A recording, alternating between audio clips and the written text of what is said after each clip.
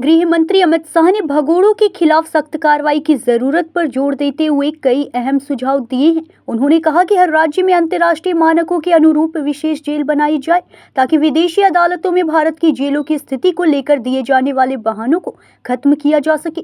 शाह ने इंटरपोल के red notice वाले भगोड़ों की पासपोर्ट तुरंत रद्द करने की बात भी कही ताकि उनकी सीमा पार यात्रा रोकी जा सके। सीबीआई द्वारा आयोजित भगोड़ों का प्रत्यर्पण चुनौतियां और रणनीतियां सम्मेलन में शाह ने कहा कि भारत की न्याय व्यवस्था का भय जरूरी है। उन्होंने भगोड़ों के लिए वैज्ञानिक डेटाबेस, प्रत्यर्पण मामलों के लिए विशेष प्रकोष्ठ और ब्लू नोटिस को रेड नोटिस में बदलने की प्रक्रिया तेज करने के निर्देश दिए। शाह ने कहा कि सख्त कानून और समन्वित कार्रवाई से ही देश की सुरक्षा और न्याय व्यवस्था की विश्वसनीयता बनी रह सकती है। छोटे मोटे प्रयोग किए हैं, मगर सीबीआई हमारे यहाँ प्रत्यार्पण के लिए नामित एजेंसी है। हमने सीबीआई के सहयोग से हर राज्य ने एक यूनिट अपने यहाँ खड़ा करना पड़ेगा जो राज्य में अपराध कर भागे हुए भगोड़ों को वापिस लेने की एक तंत्र की संरचना करे। होल ऑफ गवर्नमेंट अप्रोच से हमने इसको गति भी देनी पड़ेगी और कई प्रकार के बदलाव नरेंद्र मोदी जी के प्रधानमंत्री बनने के बाद हमने किए हैं।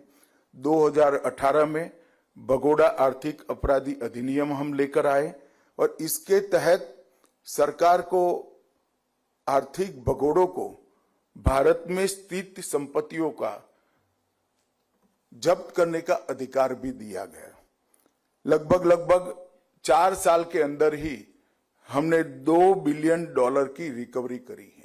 ये बहुत बड़ी सिद्धि है, मगर उसको और तेज गति से हमें आगे बढ़ाना है। मनी लॉन्ड्रिंग के कानून को भी और ज्यादा सख्त और पुख्ता बनाया गया है और लगभग $12 बिलियन की संपत्ति एक प्रकार से 14 से 23 के बीच में अटैच करने का काम हुआ है। सीबीआई ने अंतर्राष्ट्रीय स्तर पर भगोड़ों को पकड़ने के लिए एक विशेष ग्लोबल ऑपरेशन सेंटर स्थापित किया है जो दुनिया भर की पुलिस से रियल टाइम समन्वय स्थापित कर रहा है। साथ ही रेड नोटिस प्रकाशन, अभी आंकड़े सीबीआई डायरेक्टर ने बताए, मगर 2025 जनवरी से सितंबर तक 190 से ज्यादा रेड नोटिस इश्यू हुए हैं। वो सीबीआई की स्थापना से अब तक सबसे ज्यादा है। यही बताता है कि हम अगर व्यवस्था करते हैं तो इससे हमें बहुत फायदा होता है। न्यूज़ इंडिया 24 से काजल सिंह, ब्यूरो रिपोर्ट।